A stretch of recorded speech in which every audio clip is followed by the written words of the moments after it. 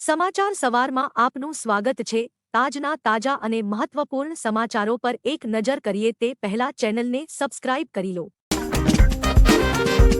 ગુજરાતમાં આજથી 11 જૂન સુધી વરસાદી માહોલ। અમદાવાદ, ગાંધીનગર, વડોદરા અને સુરત સહિત આ જિલ્લાઓમાં ગાજવીજ સાથે વરસાદની શક્યતા। ગુજરાતમાં ચોમાસાના આગમન પહેલા આજે 6 જૂનથી આગામી 11 જૂન સુધી વરસાદી માહોલ જોવા મળી શકે છે। હવામાન વિભાગ દ્વારા કરવામાં આવેલી આગાહી અનુસાર આજે નવસારી અને તાપી, વલસાડ અને ડાંગ, છોટા ઉદેપુર અને દાહોદ જિલ્લામાં વરસાદની શક્યતા છે। આવતીકાલે દાહોદ અને છોટા ઉદેપુર, નર્મદા અને તાપી, ડાંગ, નવસારી અને વલસાડ જિલ્લામાં વરસાદની શક્યતા છે। 8 જૂનના રોજ ગીર સોમનાથ અને અમરેલી, ભાવનગર અને આણંદ, વડોદરા, પંચમહાલ અને દાહોદ, છોટા ઉદેપુર અને નર્મદા, તાપી અને ડાંગ, નવસારી અને વલસાડમાં વરસાદની શક્યતા।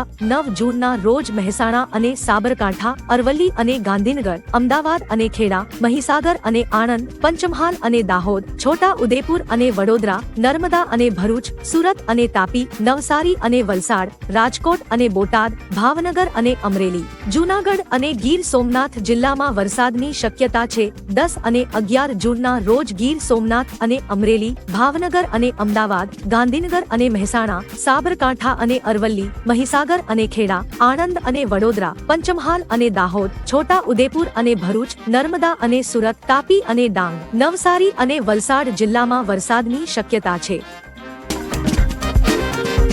આગાહી વચ્ચે વલસાડમાં વરસાદ શરૂ। વલસાડ જિલ્લામાં વહેલી સવારે વાતાવરણમાં આવ્યો પલટો આવતા વરસાદી માહોલ જામ્યો હતો। વલસાડ, અતુલ, ગુંદલાવ, ગોરવાડા, પારનેરા, ભાગડાવાડા, કોસંબા અને ભાગદા ખુર્દ જેવા વિસ્તારમાં વરસાદ પડ્યો હતો। વરસાદને લઈ વલસાડ શહેર અને આજુબાજુના ગામો વીજળી પણ ગઈ હતી। આ સિવાય નવસારી જિલ્લાના પૂર્વ પટ્ટીમાં વરસાદ આવ્યો હતો। અહીંના ગણદેવી અને બિલીમોરાના આસપાસના ગ્રામ્ય વિસ્તારમાં મેઘરાજા પધાર્યા હતા।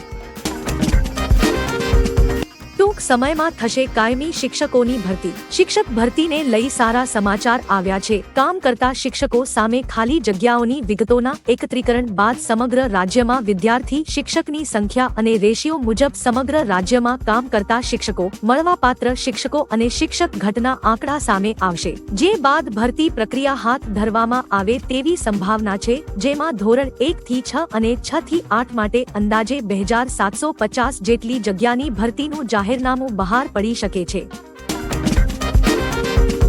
પીએમ મોદીએ વડાપ્રધાન પદ પરથી આપ્યું રાજીનામું। છેલ્લા કેબિનેટની બેઠક કર્યા બાદ વડાપ્રધાન નરેન્દ્ર મોદી રાષ્ટ્રપતિ ભવન પહોંચ્યા હતા। અહીં તેમણે રાષ્ટ્રપતિ દ્રૌપદી મુર્મુને પોતાનું રાજીનામું સોંપ્યું હતું। રાષ્ટ્રપતિ દ્રૌપદી મુર્મુએ તેમનું રાજીનામું સ્વીકારી પણ લીધું છે। તેમણે કેબિનેટનું વિસર્જન કરવાની ભલામણ કરી હતી। શપથ ગ્રહણ સુધી મોદી કાર્યકારી વડાપ્રધાન રહેશે। મોદી 8 જૂને ત્રીજી વાર વડાપ્રધાન પદના શપથ લેશે। સસ્પેન્સ ખતમ। નીતિશ અને ચંદ્રબાબુએ મોદીને આપી દીધું સમર્થન। સરકાર બનવાને લઈને ચાલતું સસ્પેન્સ ખતમ થયું છે। સૂત્રોના જણાવ્યા પ્રમાણે વડાપ્રધાન મોદીના ઘરે મળેલી એનડીએની બેઠકમાં નીતિશ કુમાર અને ચંદ્રબાબુ નાયડુએ ભાજપને સમર્થન પત્ર સોંપ્યું છે। આ બેઠકમાં એનડીએના તમામ ઘટક પક્ષો હાજર હતા। એટલે કે ત્રીજી વખત પણ એનડીએની સરકાર બનશે અને નરેન્દ્ર મોદી જ પીએમ બનશે। બેઠક બાદ તમામ પક્ષો રાષ્ટ્રપતિને મળીને સરકાર બનાવવાનો દાવો કરશે। સુરત શહેરમાં વાતાવરણમાં પલટો આવતા ઠંડક પ્રસરાઈ। સુરત શહેરમાં વાતાવરણમાં અચાનક પલટો આવતા ચારેકોર ઠંડક પ્રસરાઈ ગઈ છે। તમને જણાવી દઈએ કે સુરત શહેરના વેડ રોડ, રિંગ રોડ અને કતાર ગામમાં કાળા ડિબાંગ વાદળો સાથે વરસાદી વાતાવરણ છવાયું હતું। સાથે વરસાદના અમી હાટણા થતા લોકોને ભારે ગરમીથી રાહત પણ મળી છે। જો કે હવામાન વિભાગની આગાહી પ્રમાણે દક્ષિણ ગુજરાત અને મધ્ય ગુજરાતના કેટલાક વિસ્તારોમાં વરસાદ પડવાની શક્યતા છે। મુખ્યમંત્રી ભૂપેન્દ્ર પટેલે કહ્યું આભાર ગુજરાત। ગુજરાતમાં બીજેપીના ઉમેદવારોને વિજય થતા ભૂપેન્દ્ર પટેલે તેમને શુભેચ્છા પાઠવી કહ્યું કે લોકસભા ચૂંટણીમાં ગુજરાતમાં બીજેપીના ઉમેદવારોને મતદારોએ બહુમતીથી વિજય અપાવ્યો છે। અમુક બેઠકો પર તો 7 લાખથી વધુ અને 5 લાખથી વધુ બહુમતીથી વિજય મળ્યો છે। વડાપ્રધાન નરેન્દ્રભાઈ મોદીના વિઝનરી નેતૃત્વ અને ભાજપા પ્રત્યે અવિરત અપાર સ્નેહ વરસાવવા બદલ ગુજરાતના નાગરિકોનો ખૂબ ખૂબ આભાર। જીત અમે મેળવી છે અને કૂદી બીજા રહ્યા છે। વડાપ્રધાન પદ પરથી રાજીનામું આપતા પહેલા પીએમ મોદીએ કેબિનેટ બેઠકમાં સીટો ઘટાડવા અંગે નિવેદન આપ્યું હતું। તેમણે કહ્યું, રાજકારણમાં ઉતાર ચઢાવ આવે છે, અમારી સરકારે સારું કામ કર્યું છે, અમે ભવિષ્યમાં પણ વધુ સારું કામ કરીશું। જીત અમે મેળવી છે અને કૂદી બીજા રહ્યા છે। સુરત જિલ્લામાં પોલીસે ડુપ્લિકેટ ઇનો બ્રાન્ડના સોડા બનાવવાનું નેટવર્ક ઝડપી પાડ્યું। સુરત જિલ્લામાં પોલીસે ડુપ્લિકેટ ઇનો બ્રાન્ડના સોડા બનાવવાનું નેટવર્ક ઝડપી પાડ્યું છે। પોલીસે કુલ 4 લોકોની ધરપકડ કરી છે અને 10 લાખનો મુદ્દામાલ જપ્ત કરી આ મામલે કાયદેસરની કાર્યવાહી હાથ ધરી છે। હકીકતમાં સુરત જિલ્લામાં નવી પારડી ગામે આવેલા નેશનલ ઇન્ડસ્ટ્રીયલ એસ્ટેટમાં એક ગોડાઉનમાં ઇનો બ્રાન્ડની કોપી કરી ડુપ્લિકેટ ઇનો સોડાનું ઉત્પાદન કરી તેનું વેચાણ કરવામાં આવતું હોવાની બાતમી પોલીસને મળી હતી। બાતમીના આધારે એલસીબી પોલીસ અને પેરોલ ફરલો સ્કોડની ટીમે નેશનલ ઇન્ડસ્ટ્રીયલ એસ્ટેટમાં આવેલા પ્લોટ નંબરના ગોડાઉનમાં દરોડો પાડીને તપાસ કરી હતી।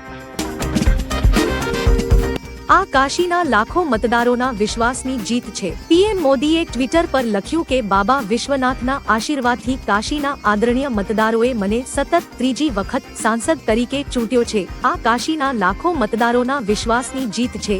આ જીત માટે કાશીના પરિવારના દરેક સભ્યનો હું હૃદયપૂર્વક આભાર માનું છું। હું માનું છું કે કાશીની વિકાસયાત્રા ભવિષ્યમાં વધુ ઝડપી ગતિએ આગળ વધશે।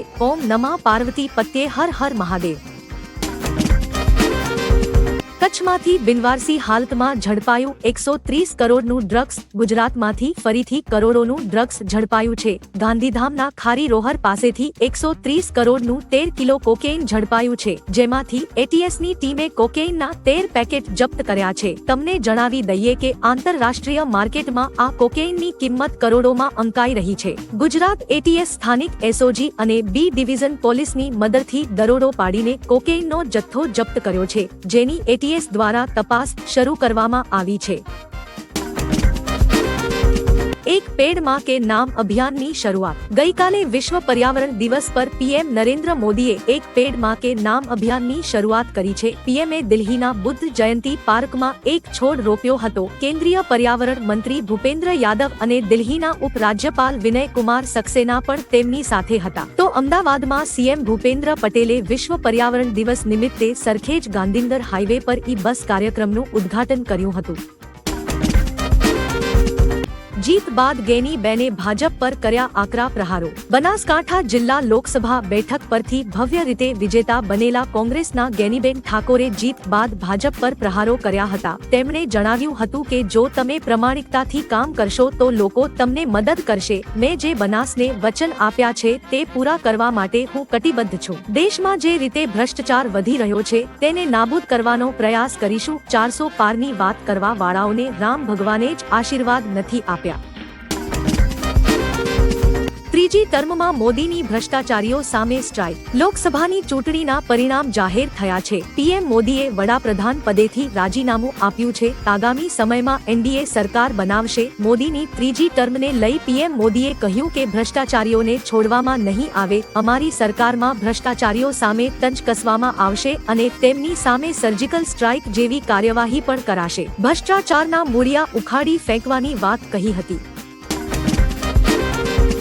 મોદીના 7 મંત્રી અને 20 સાંસદો હાર્યા। 2024ની લોકસભા ચૂંટણીમાં મોદી સરકારના 11 મંત્રીઓ યુપીમાંથી ચૂંટણી લડી રહ્યા હતા, જેમાંથી 7 ચૂંટણી હારી ગયા છે। અમેઠીમાં સ્મૃતિ ઈરાનીને કારમી હાર મળી છે। મુઝફ્ફરનગરથી સંજીવ બાલિયાન, લખીમપુર ખેરીથી અજય મિશ્રા ટેની, ચંદૌલીથી મહેન્દ્રનાથ પાંડે, જાલૌથી ભાનુ પ્રતાપ વર્મા, ફતેહપુરથી સાધ્વી નિરંજન જ્યોતિ અને મોહનલાલગંજથી કૌશલ કિશોર પણ ચૂંટણી હાર્યા। 20 સાંસદોને પણ ચૂંટણીમાં હાર મળી।